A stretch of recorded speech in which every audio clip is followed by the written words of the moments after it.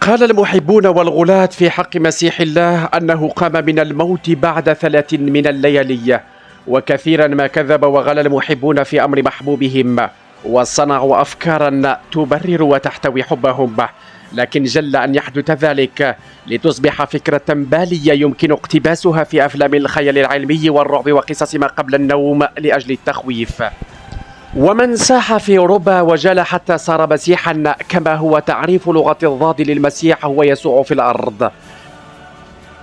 ريال مدريد لم يلبث 3 ليالي من الموت ليقوم، بل لبث 3 سنوات من المجد ليهدأ قليلا، وها هو منذ العام الماضي قد قام من كرسي المشاهدة ليعيد أوروبا كما كانت، ليخلص أوروبا من حكم تجار المال والبترول وحكم صناع ألمانيا ورسامو إيطاليا وأدباء الإنجليز ومن ثوار إسبانيا الذين لطالما حلموا يقظة ونوما أن يحكموا أوروبا بديلا عنه ولها.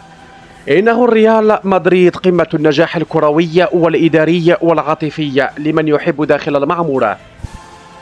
هنالك في منطقة باسيو دي لا كاستيلانا في بلدية تشارمارتين بين شوارع باسيو دي لا كاستيلانا وشوارع إسبينا كونتشا داميان بدري ورافائيل سالغادا على خضراء ملعب القديس تياغو سانتياغو برنابيو. ريال مدريد ظهر منتصبا في زيه الأبيض، طويل الشعر حاد البصر، يداه متشابكتان أقرب لصدرها، كلا الحاجبين مرتفعين كموجة تسونامي، أمام خصم حاول مس كبريائه لكن لم ينجح. المباراة كانت عظيمة من حيث جودة تحضير المدرب أنشيلوتي نفسيا للفريق ومن ثم بدنيا. كامافينجا كان رائعا مثل ما ابتدأ في عمله منذ بداية التيمبورادا، كان مثل موجات البراروكا يرفع ويبعد ويقذف كل من تحمله الكرة للقدوم في اتجاه كارليتو ليمارس الركبج بالكرة أي ركوب الأمواج. كان رائعا في الرقابة وفي الخروج بالكرة.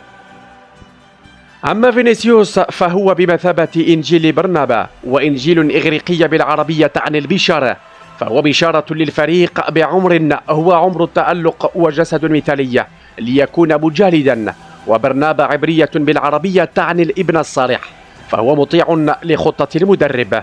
إنجيل برنابا أبطلت عقيدة المسيحيين عقيدة التصليب، ولكن في مدريد أثبتت عقيدة كارليتو الثلاثية في رودريغو وبنزيما وفينيسيوس.